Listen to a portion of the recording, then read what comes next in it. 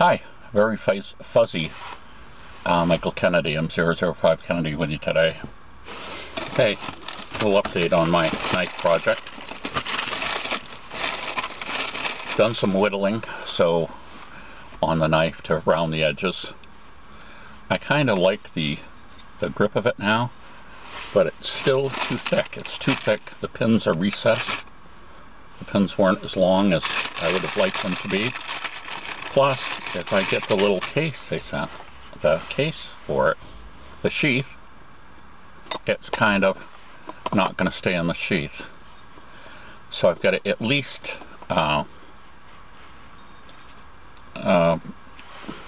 take off some of this at the beginning here so that it will go down into the sheath longer. And you'll remember I made the decision to have the wood longer down, so I goofed on that.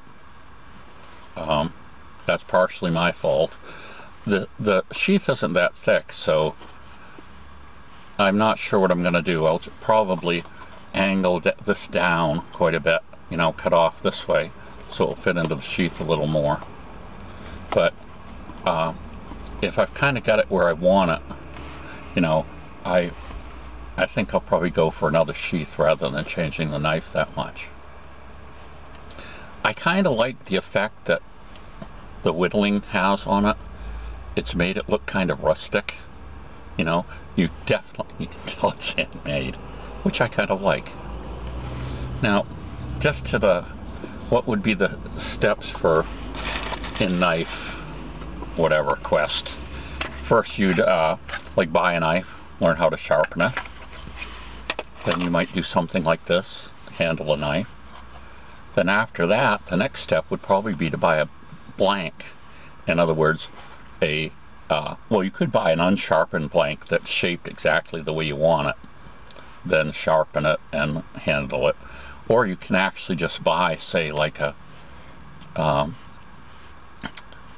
probably a 2 or 3 by 12 inch by 1/4 inch slab of high carbon steel. And then you actually design the shape of the knife, cut it out, and then you actually do all the shaping of the knife. Now the shaping of the knife, this is a double beveled knife. You'd have to do with something to remove the material. Now you can do it all with hand tools, but it would take quite a while. I mean, you could use a file, because the blank you're going to have is, if it isn't unhardened, you're going to unharden it by putting it in a forge, heating it up until it's non-magnetic, and letting it cool down slowly. Then that metal will be softer than, say, a file made of high carbon steel that has been heated up to non-magnetic and cooled quickly, or quenched. So you could, with a file, do all this work. You could also, when it's red hot, you could get on an anvil and pound out the shape that you want to.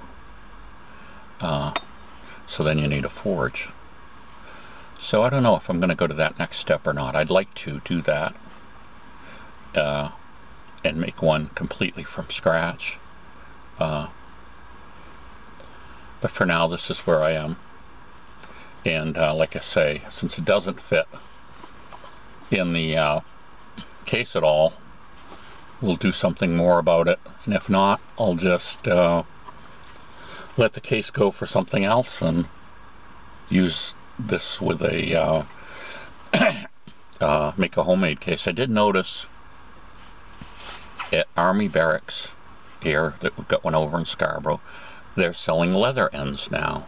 So they've got a package for approximately $6 and one $10. Well, the $6 ones are either a sort of larger scrap, which would be way large enough to do a sheath for a knife like this or bigger. Then they've got a lot of smaller miscellaneous pieces. Then they've also got a bag that has another piece big enough for the sheath, and all of this what you call lacing material, strips. So they give you a couple choices, and then they also had for $10 an actual just plain large piece of leather.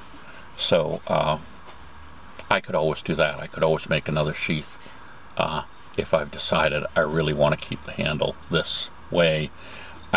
I think this seems a little small for my grip, so I might want to keep it pretty much as it is rather than make it smaller. So we'll see what we do, but that's the knife update for now. And this has kind of been a fun project. I'm going to end up with something very useful.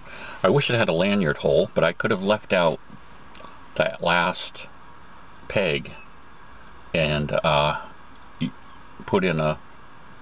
maybe put in a tube, or just left it out and made a lanyard hole there. So there's my knife update. Have a good day and be sharp.